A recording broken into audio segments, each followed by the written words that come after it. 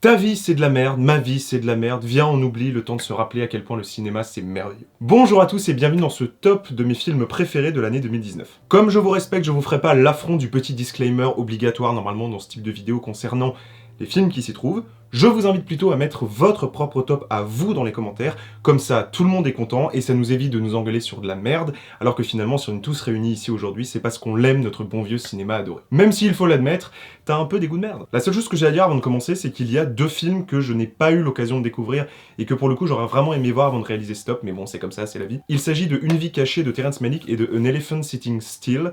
Je ne les ai pas vus, donc ils ne seront pas dans le top. Mais que ça ne nous retire en rien les quelques beaux moments de cinéma de 2019 que j'ai envie de vous partager. Numéro 10, Joker. Bon bah pour le coup celui-là on va pas non plus rester dessus une éternité, hein, d'autant que beaucoup de vidéastes en ont déjà parlé et qu'à l'époque de la sortie du film j'avais fait une très grosse critique que vous pourrez trouver en fiche là-haut si ça vous intéresse. C'est un très bon film, c'est bien réalisé et c'est bien joué aussi. Moi j'aime bien, vous savez, cette incarnation assez misérabiliste du personnage qui nous dit en filigrane que le mal naît d'abord de la tristesse et de la douleur. Perso j'ai toujours été assez fan de cette façon d'écrire les bad guys comme des êtres faibles. Voilà, je trouve que ça humanise la monstruosité et c'est quelque chose de putain d'appréciable dans un paysage cinématographique qui est globalement en fait enfermé dans une perpétuelle dichotomie entre le bien et le mal, ce qui est, on va pas se mentir, encore plus le cas dans le cinéma de super-héros actuel, que Joker vient bousculer pour notre plus grand plaisir. Et c'est surtout ça en fait pour moi qui est à retenir dans le film, au-delà de ses qualités de direction de la photo, de jeu, de réalisation, parce que nom de Dieu, ça faisait du bien d'avoir de la mise en scène dans un film de super-héros, putain, ça me manquait. Mais pour le coup, moi, ce qui m'a vraiment plu dans le Joker de Todd Phillips, c'est le fait que ce soit un gros film de studio qui ait les couilles de porter un message très politique et très nihiliste surtout, qui a d'ailleurs, selon moi, été assez mal compris par beaucoup de gens. Pour moi, Joker, c'est pas du tout un film juste anti-riche de façon primaire, c'est simplement un film qui nous dit qu'une société qui est malade engendre ses propres monstres. C'est pas la société le problème, c'est le fait qu'elle dysfonctionne, et c'est ce dysfonctionnement qui crée la noirceur, qui la consume de l'intérieur.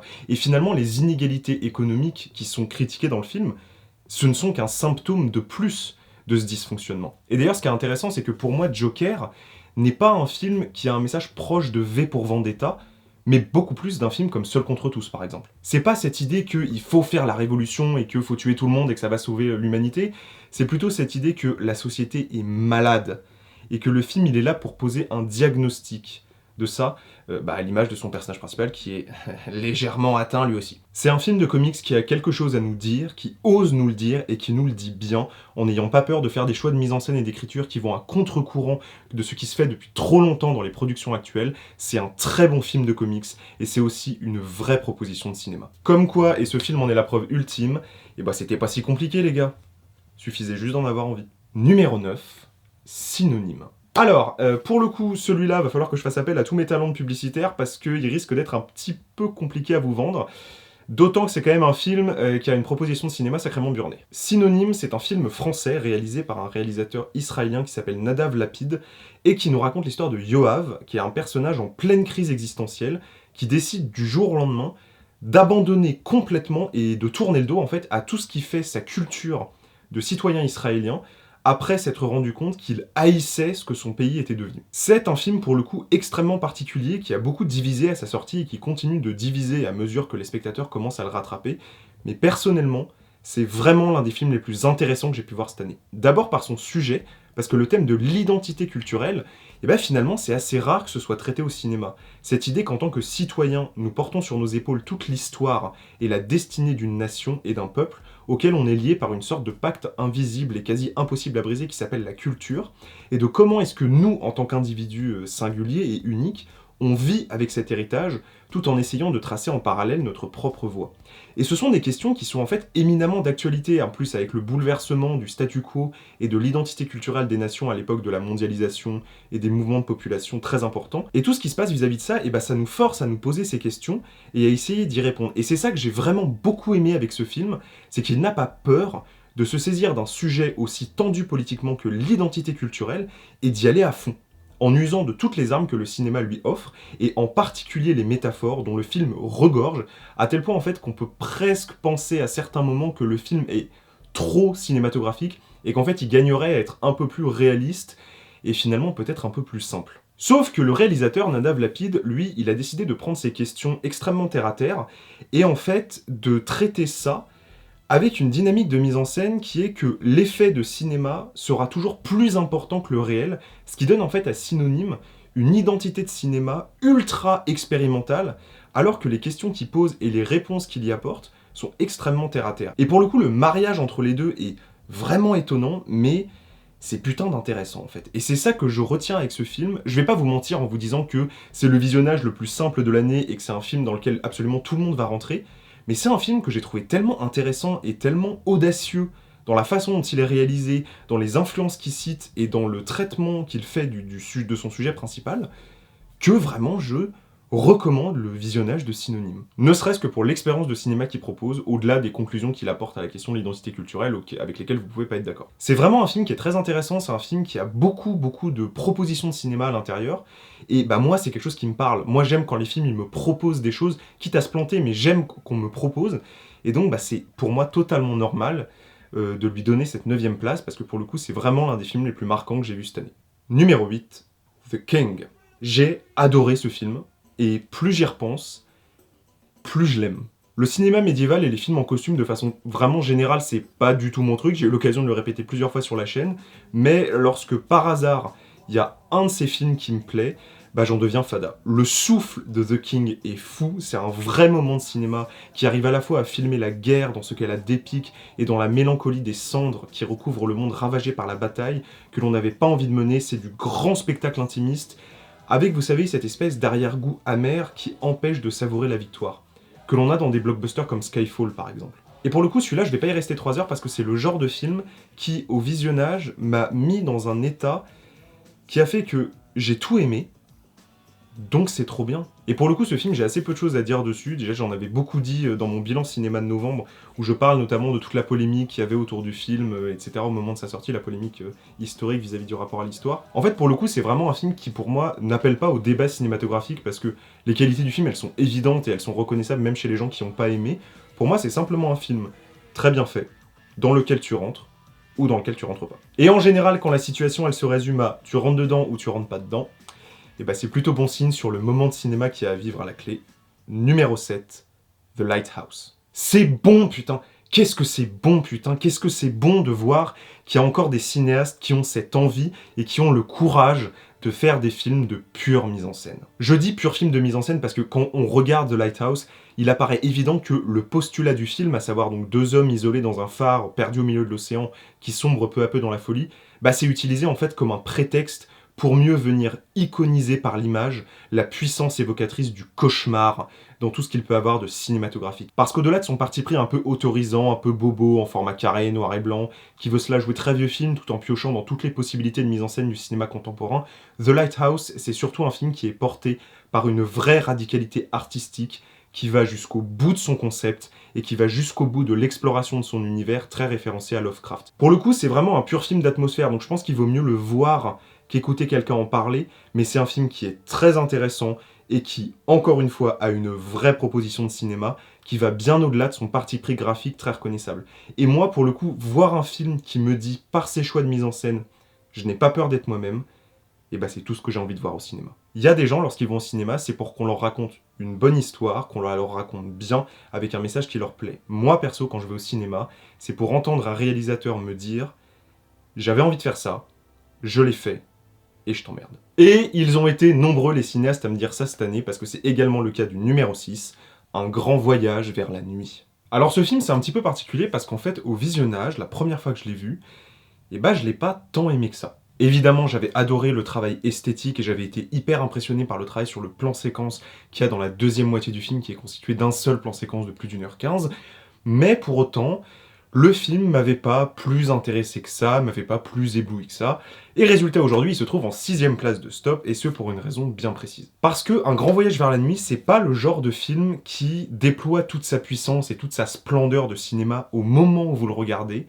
mais dans les souvenirs et les impressions de cinéma qu'il vous laisse, des souvenirs et des impressions qui sont en eux-mêmes une intention de mise en scène du réalisateur.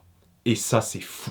Parce que tout le film parle de ça, c'est un film qui parle du souvenir et des impressions que nous laissent les choses, des impressions qui sont d'ailleurs parfois beaucoup plus fortes que les événements que l'on a réellement vécus. Un grand voyage vers la nuit, c'est un film qui nous raconte l'histoire d'un homme qui a rencontré une femme, dont il ne connaît pas le nom, et dont il est tombé follement amoureux à tel point qu'il a décidé de tout plaquer pour essayer de la retrouver.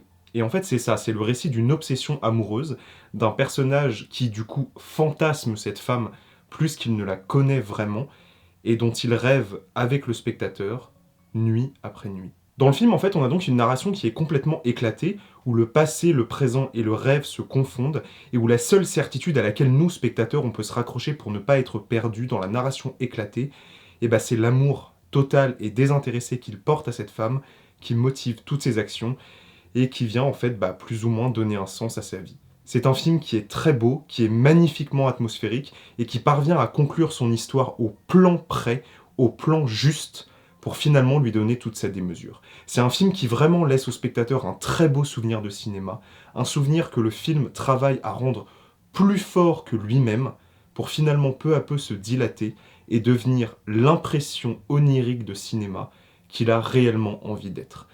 Comme les grands vins, certains films gagnent à maturer, et Un grand voyage vers la nuit, c'est un putain de millésime 2019. Numéro 5, Les Misérables.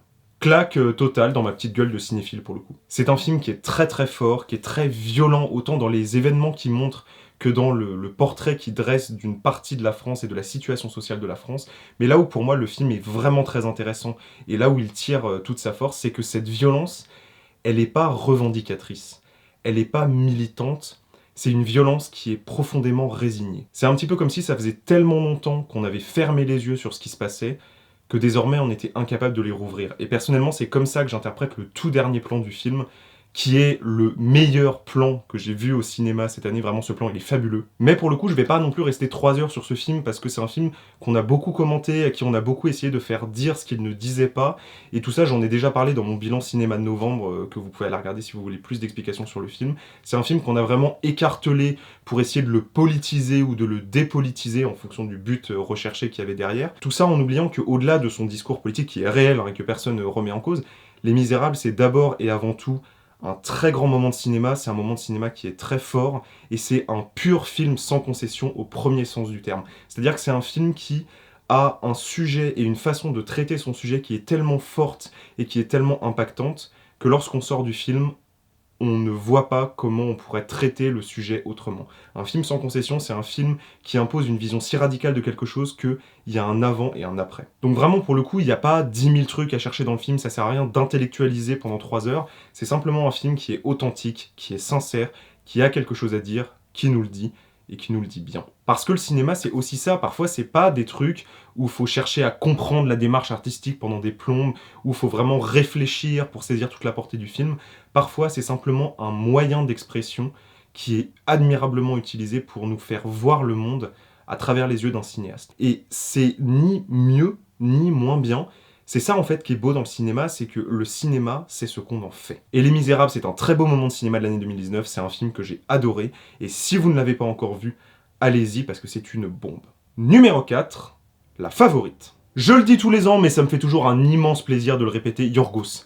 Épouse-moi. Voilà, ta femme, tes gosses, tout ça, on s'en fout, ça dégage. Partons, allons vivre sur une île déserte où on ne vivrait que d'amour, d'eau fraîche et de cinéma. Yorgos Lanthimos, vous l'avez compris et vous le savez déjà si vous me suivez, est l'un de mes réalisateurs préférés et chaque nouveau film qu'il fait, c'est une occasion pour moi de me rappeler combien je l'aime et surtout pourquoi je l'aime. Le cinéma d'Yorgos, c'est tout ce qu'on attend d'un homme, c'est du maniérisme tel qu'on l'accuse d'être prétentieux, c'est du cynisme en veux-tu en voilà, c'est de la violence psychologique à tous les étages, des situations aussi absurdes que celles de l'existence, et ce sont des films qui viennent nous rappeler que la vie c'est de la merde, alors autant en rire un peu.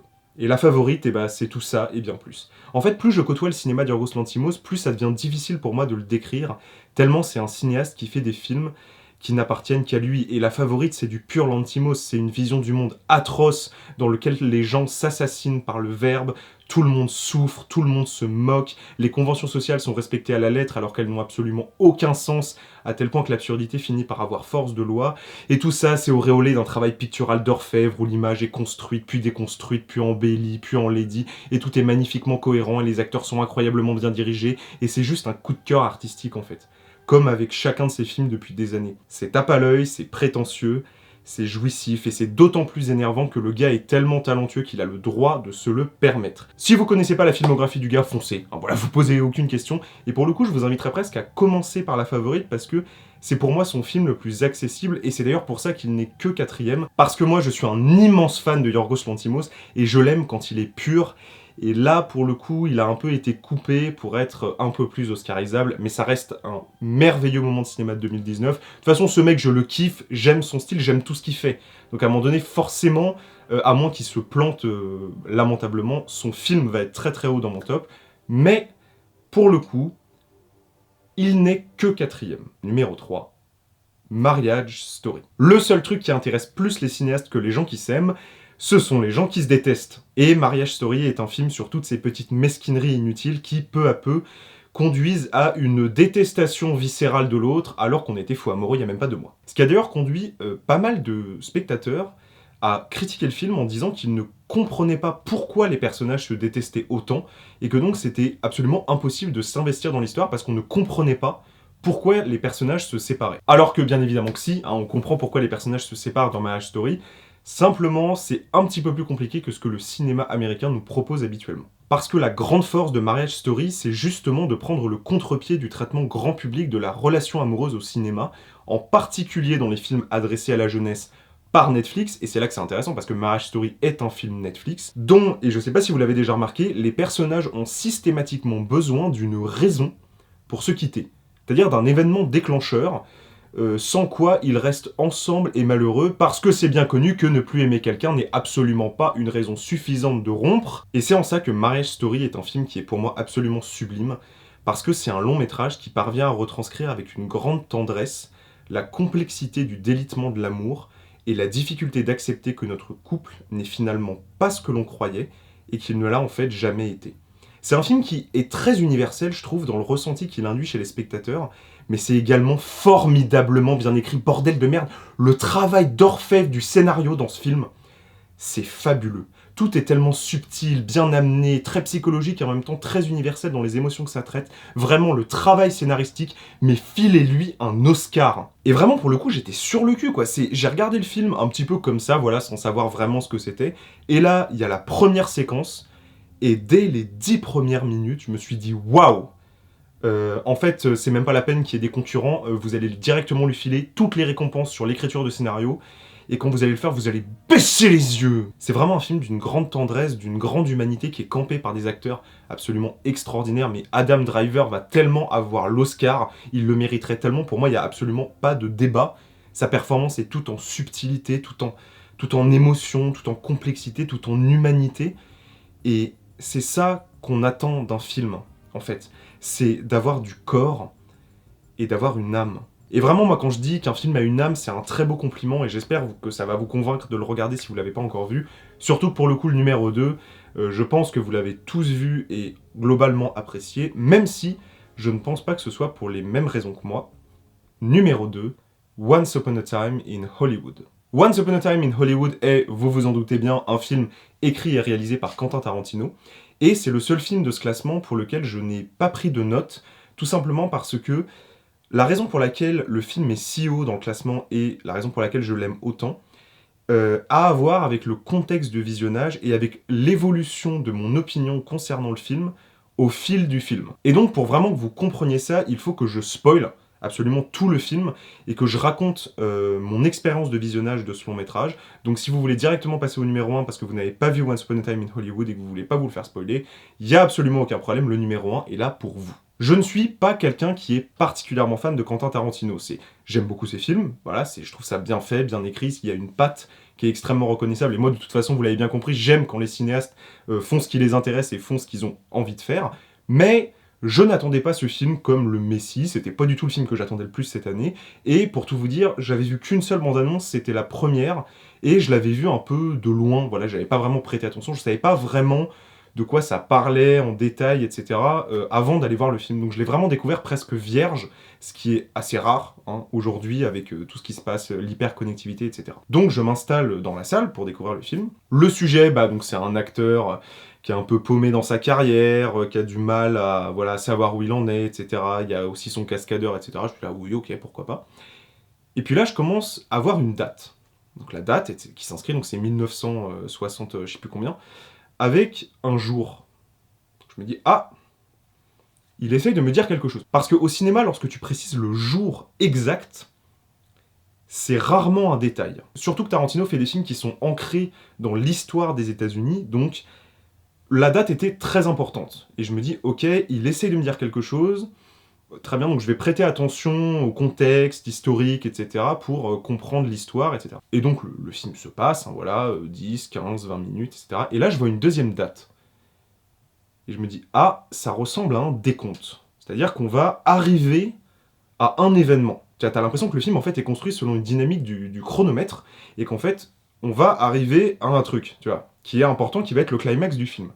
Je me dis, ok, alors attends, qu'est-ce qui s'est passé à ce moment-là pour que ce soit si important qu'il nous donne la date au jour près, encore une fois, ce qui n'est pas une décision de réalisation anodine. Et là, intervient le personnage de Sharon Tate, joué par Margot Robbie. Alors pour le coup, si vous n'aviez pas connaissance de l'histoire de Sharon Tate et de l'histoire du meurtre de Sharon Tate, qui est donc la femme de Roman Polanski qui a été assassinée quand elle était enceinte par les membres de la famille Charles Manson, enfin de la famille de Charles Manson, la secte, c'est une histoire qui est absolument glauquissime, c'est horrible, c'est monstrueux, ils ont écrit pig avec le sang, enfin genre c'est des trucs, ils ont frappé le ventre de la mère pour s'assurer que le fœtus était mort, enfin vraiment voilà, c'est l'horreur totale quoi. Et là pour le coup, je vais pas vous mentir, je me suis crispé en fait, parce que Tarantino c'est quelqu'un qui, on le sait, aime bien revisiter l'histoire, des événements dramatiques de l'histoire comme l'esclavage, comme l'Allemagne nazie, etc., pour y en fait s'en servir comme contexte et y mettre tout ce qui lui fait plaisir à lui, c'est-à-dire son humour,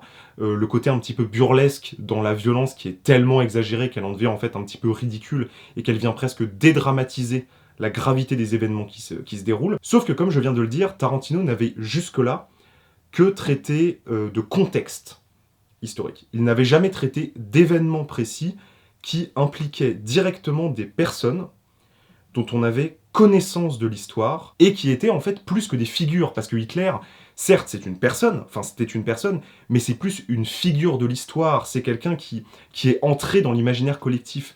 Il n'y a pas ce côté, il n'y a pas cette humanité. Vous voyez ce que je veux dire? Ce côté, c'est un individu, on est en train de parler d'un individu, alors que Sharon Tate est un individu. C'est un être humain à qui il est arrivé quelque chose d'horrible, alors qu'elle n'avait rien demandé. Et moi, pour le coup, j'avais connaissance de cette histoire. Je savais quand est-ce que ça s'était passé, je savais ce qui s'était passé, je savais qui l'avait fait, et j'avais connaissance des conséquences de ce qui s'était passé sur la vie de Roman Polanski notamment, etc. Et je me suis dit, Sharon Tate, meurtre, style de Tarantino, non. Et vraiment, c'est la réaction que j'ai eue, quoi. C'est-à-dire que je me suis dit, mais attends, il va pas quand même traiter le meurtre de Sharon Tate avec son style. Enfin, je veux dire, ce serait d'une vulgarité, d'un mauvais goût, et ce serait limite insultant pour la mémoire de cette pauvre femme qui a rien demandé à personne et qui s'est fait massacrer la gueule. Fais gaffe, Quentin. Je sais pas, ça c'est quand même un terrain qui est très très glissant. Enfin, connaissant ton style, connaissant tes goûts de mise en scène, ce que t'aimes bien faire, etc., la façon dont t'aimes bien revisiter l'histoire, etc., là, je suis pas serein. Et si tu pars dans un truc comme ça, c'est sans moi. Et vraiment, fais gaffe. Fais gaffe, parce que là, pour moi, là je vous dis ça, moi j'avais pas encore vu le film. Alors, on était en plein milieu du film. Là, je me suis dit, là, c'est chaud. Quand même, c'est très très chaud. Et vas-y tout seul, quoi. Là, c'est sans moi. Et donc, en fait, ce qui s'est passé, c'est que j'étais tellement tendu de comment il allait traiter ça. Je me suis dit, mais attends, c'est pas possible, quoi. Il va pas tomber là-dedans. C'est non, enfin non, il va quand même pas se permettre de salir la mémoire de quelqu'un qui a rien demandé en détournant son meurtre barbare pour en faire quelque chose de cinématographique. Il peut pas faire ça.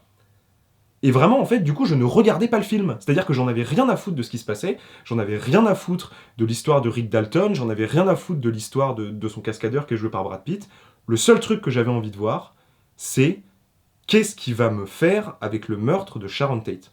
Parce que je sais qu'il y a beaucoup de spectateurs qui ne savaient pas qui était Sharon Tate et qui n'avaient pas connaissance de ce meurtre. Et moi qui le savais, ça a complètement transformé mon expérience du film, et en fait, du coup, parce que c'est un événement qui est tellement énorme, et comme c'est un événement qui est réel, dans ce contexte fictif, avec ces personnages fictifs, moi, je ne pouvais concentrer mon attention que là-dessus, en fait, sur le traitement qu'il allait en faire.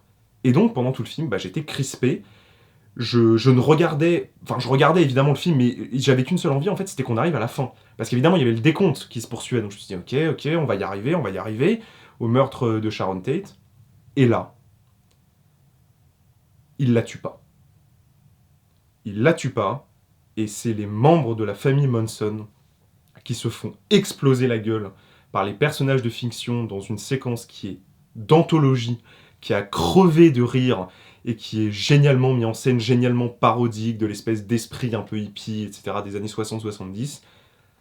Et quand j'ai vu qu'il la tuait pas, et quand j'ai vu qu'il lui dédiait la fin de son film en montrant qu'elle était toujours en vie après avoir transformé l'histoire à travers ce côté justement complètement pulp et grand guignol, etc. de la fin, à ce moment précis, quand le générique s'est terminé,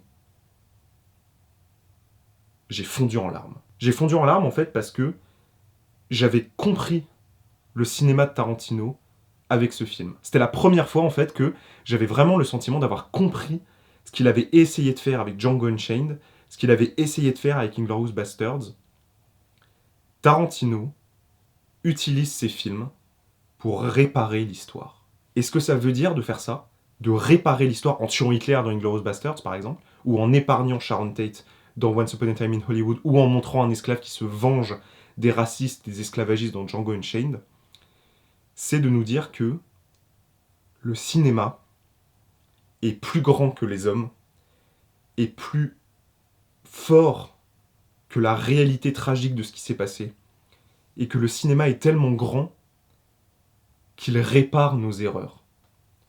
Et ce que fait Tarantino, parce qu'il a conscience de l'injustice du meurtre de Sharon Tate, c'est qu'il la sauve par le cinéma. Il la sauve et il dit « Le cinéma c'est beau, le cinéma c'est grand, le cinéma vaut mieux que cette barbarie stupide qui a conduit à la mort d'une innocente. » Et ça m'a bouleversé. Mais vraiment, genre ça m'a... J'ai fondu en larmes, mais pendant tout le générique de fin, je pleurais à chaudes larmes. Parce que c'est tellement une déclaration d'amour au cinéma de faire ça, que moi qui suis cinéphile, qui veut devenir réalisateur, je comprends ça, je comprends cet amour pour l'art cinématographique. Et j'ai trouvé que c'était l'une des plus belles façons que j'avais jamais vues dans un film de dire je t'aime au cinéma. Ça m'a bouleversé, ça m'a fracturé de l'intérieur. C'est vraiment, je vous dis, j'ai pas pu me lever avant la fin du générique, quoi. Tellement ça m'a bouleversé, tellement j'ai trouvé ça merveilleux, magnifique de faire ça. Et après, évidemment, du coup, j'ai revu le film pour voir tout ce qu'il y avait d'intéressant cinématographiquement en lui. Mais donc voilà, c'est vraiment ça. J'ai pas cru en Tarantino, parce que j'avais pas compris son cinéma. Quand j'ai vu la fin, je me suis senti con, et j'ai su que j'avais affaire au meilleur film de son réalisateur, selon moi, bien sûr, et à un putain de metteur en scène, et j'ai compris ce qu'il avait essayé de faire avec ses films d'avant, et ça a été une sorte de révélation, en fait, quelque part, ce film, sur la filmographie de Tarantino, etc. Et voilà. Moi, c'est comme ça que j'ai vécu Once Upon a Time in Hollywood. Je sais pas si ça vous paraît complètement con que je passe autant de temps à parler de mon contexte de visionnage, mais c'est moi l'expérience que j'ai eue avec le film. Pour le coup, comme j'avais connaissance du meurtre, etc., du style de Tarantino, j'avais très très peur du résultat, et quand j'ai vu d'à quel point le résultat était non seulement bon, mais était absolument sublime, je me suis senti complètement con. Pardon, monsieur Tarantino, votre film est génial, c'est merveilleux ce que vous faites, et j'aime le cinéma autant que vous l'aimez, et j'ai envie de vous dire merci pour ce moment de bonheur que vous nous avez donné avec Once Upon a Time in Hollywood. Mais ce n'est pas pour autant mon film préféré de l'année. C'est pas passé à grand chose, pour le coup, vraiment, parce que je vous dis, l'expérience a été tellement forte pour Once Upon a Time in Hollywood que vraiment j'étais à ça de le mettre en numéro 1. Mais je me suis dit, non, celui-là, t'as vécu plus de choses. C'est un meilleur film dans le sens où c'est un film que tu as plus apprécié en tant que c'est un film, indépendamment du contexte dans lequel tu l'as regardé. Donc c'est pour ça qu'il est numéro 1. Numéro 1, Portrait de la jeune fille en feu. Cinématographiquement parlant, il n'y a aucun film qui m'a autant impressionné cette année que Portrait de la jeune fille en feu, et je ne comprends pas pourquoi ce n'est pas ce film-là qui a eu la Palme d'Or. Vraiment, je ne comprends pas, ou au moins, le prix de la mise en scène qui aurait été un maigre lot de consolation, mais c'était tellement mérité. Le travail cinématographique dans ce film est absolument incroyable. Ce film est la preuve sur pellicule que Céline Sciamma est l'une des cinéastes, je mets hommes et femmes confondus, les plus importantes du cinéma français d'aujourd'hui. C'est hallucinant. Comme je l'avais dit dans ma critique de l'époque sur le film, pour moi, c'est le film le plus fou de l'année parce que la plupart des films prennent de l'ampleur quand tu les analyses. Et c'est quand tu les analyses que tu te rends compte d'à quel point le travail sur l'émotion est puissant. Et Portrait de la jeune fille en feu, c'est exactement l'inverse. C'est un film que j'ai dû, à un moment donné, arrêter d'analyser, parce qu'il y avait tellement d'idées de mise en scène et de propos cinématographiques confondus dans toutes les scènes du film, qu'au bout d'un moment, si tu analyses, tu ne regardes plus le film, tellement il y a de choses. Et les émotions que le film a à te transmettre sont aussi belles que ce qu'il y a à analyser dedans. Dans la critique, j'avais pris l'exemple de la scène autour du feu de camp et de toutes les choses que Céline Sciamma vient conjuguer dans une seule et même scène, dont tu peux facilement tirer 30 pages d'analyse, alors que la scène fait 3 minutes. Et en fait, pour moi, ce film, ça a été pendant sa première heure une leçon de cinéma, c'est-à-dire que j'ai eu l'impression que la réalisatrice m'avait fait asseoir dans un amphi et m'avait dit « Bon, maintenant, je vais t'expliquer comment on fait du cinéma ». Alors son cinéma à elle, bien sûr, mais j'ai eu l'impression d'être un enfant de 4 ans à qui sa mère expliquait comment faire du vélo. Et puis dans la deuxième heure, je me suis abandonné à l'émotion du film et j'ai vibré avec ces femmes, j'ai pleuré avec elles, j'ai ri avec elles, et lorsque la fin est arrivée avec ce zoom final absolument fabuleux, et ben j'ai vrillé. Et je me suis levé de bon cœur et spontanément avec toute la salle pour applaudir. Céline Sciamma, je vous aime. C'est Portrait de la jeune fille en feu, pour moi, c'est vraiment un chef-d'œuvre. C'est tellement puissant, c'est tellement beau, ça m'a tellement fait vibrer autant dans le cœur que dans la tête. C'est une merveille absolue de cinéma. Et je vous aime, et vraiment merci en fait. C'est vraiment le truc qui m'est resté en tête quand le film s'est terminé, c'est à quel point j'avais envie, si je rencontrais un jour Céline Sciamma, de lui dire « Mais merci d'avoir fait ce film. Je suis heureux de l'avoir vu. Merci, merci pour ce moment de cinéma. Merci pour cette cerise sur le gâteau de la décennie en plus, hein, 2010-2019. Merci beaucoup. Merci. » Et finalement, en fait, je crois que c'est ça qui rassemble tous les films dont je parle dans Stop, c'est que ce sont des films qui nous parlent de l'amour du cinéma, qui nous parlent de comment est-ce qu'on peut utiliser le cinéma pour transmettre des choses complètement différentes les unes des autres, et qui auront toujours quelque chose à nous dire, et toujours des raisons et des occasions de nous faire vibrer, quel que soit le type de cinéma qu'on aime. Moi, dans Stop, j'ai défendu le cinéma que moi j'aimais, c'est-à-dire un cinéma de la radicalité, en fait, de la prise de risque, avec des styles de metteurs en scène très différents, etc. Mais fondamentalement, on s'en fout qu'on ait des avis différents, on s'en fout d'aimer des films différents.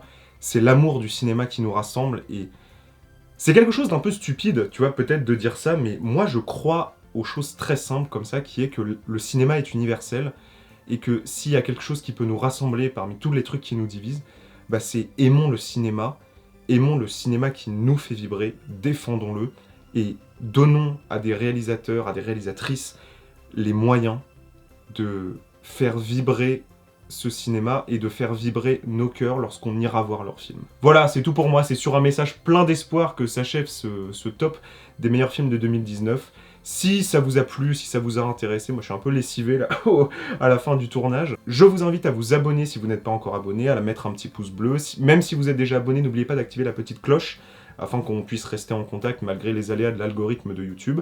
Vous pouvez me suivre sur mes comptes Instagram, mes comptes Sens Critique, et aussi sur mon compte Twitter, que j'ai ouvert il y a quelques jours, et où je tweete de la merde, parce que c'est à ça que sert Twitter. J'espère vraiment que la vidéo vous a plu, n'hésitez pas à mettre vos tops à vous dans les commentaires, et je reviens très vite pour parler de cinéma, d'à quel point j'aime le cinéma, et j'espère que vous serez au rendez-vous. Salut tout le monde!